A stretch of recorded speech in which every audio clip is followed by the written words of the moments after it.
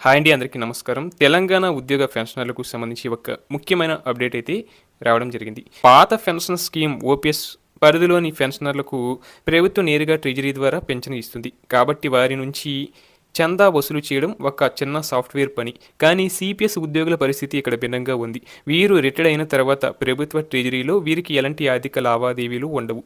వీరికి treasury pensioner ID PPO ఉండదు. వీరి పెన్షన్ ప్రైవేటు యాన్యుటీ కంపెనీల నుంచి అందుతుంది. ప్రభుత్వం చెల్లించే పెన్షన్ కానుందున వారి ఖాతా నుంచి నేరుగా 1.5% డబ్బును ప్రభుత్వం ఎలా కట్ చేస్తుంది అన్నదే ఇప్పుడు ఆర్థిక శాఖ ముందున్న పెద్ద ప్రశ్న. ఓపీఎస్ పెన్షనర్లకు నెలకి ₹1,000 పెన్షన్ డిఏలు అందుతాయి. కానీ సిపిఎస్ కింద రిటైర్డ్ అయిన 2,300 మందికి పైగా ఉద్యోగుల పరిస్థితి దయనీయంగా ఉంది. మార్కెట్ షేర్ల విలువపై ఆధారపడి వీరికి వచ్చేది అరకొర పెన్షన్ మాత్రమే. ఆ అరకొర డబ్బుతో నిత్యావసరాలు కొనడమే గగనమైన వేళ వృద్ధాప్యంలో వచ్చే గుండె జబ్బులు, క్యాన్సర్ వంటి ప్రాణాంతర వ్యాధులకు వైద్యం చేయించుకునే స్తోమత వీరికి ఎక్కడిది? ప్రైవేట్ ఇన్సూరెన్స్ కంపెనీల ప్రీమియంలు భరించే శక్తి వీరికి అసలు లేదు. అందుకే ఈ డిజిటల్ హెల్త్ కార్డుల పథకం వీరి పాలిట ప్రాణవాయువు వంటిది.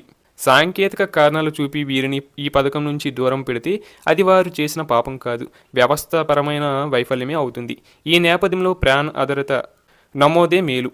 ఈ చిక్కుముడిని విప్పడానికి సిపిఎస్ యూనియన్గా ప్రభుత్వానికి ఇప్పటికే పలు సూచన చేశారు.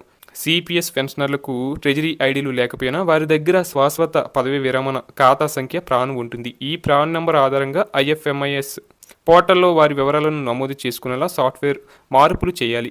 అలాగే సిపిఎస్ ఉద్యోగుల ఆర్థిక పరిస్థితి ఇప్పటికే ఆగమ్య గోచారంగా ఉంది. తమ వృద్ధాప్య భరోసా కోసం ఇప్పటికే ప్రతి నెల తమ వేతనంలోంచి 10% వాటాను కంట్రిబ్యూటరీ పెన్షన్ స్కీమ్ కోసం చెల్లిస్తూ భవిష్యత్తుపై తీవ్ర ఆందోళనతో కాలం వెల్లదీస్తున్నారు. అటువంటిది ఇప్పుడు ఆరోగ్య భద్రత పేరుతో అదనంగా మరో 1.5% చందాను చెల్లించమనడం వారిపై అదనపు భారాన్ని మోపడమే అవుతుంది.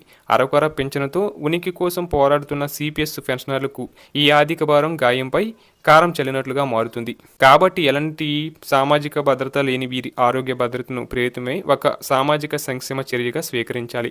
పదవి విరమణ పొందిన సిపిఎస్ సిబ్బందికి ఉచితంగానే ఈ వైద్య సేవలు అందించడం న్యాయబద్ధం. రైల్వే వంటి కేంద్ర ప్రభుత్వ విభాగాల్లో 1 నెల బేసిక్ పే చెల్లిస్తే జీవితకాలం ఉచిత వైద్యం అందించే పద్ధతి ఉంది.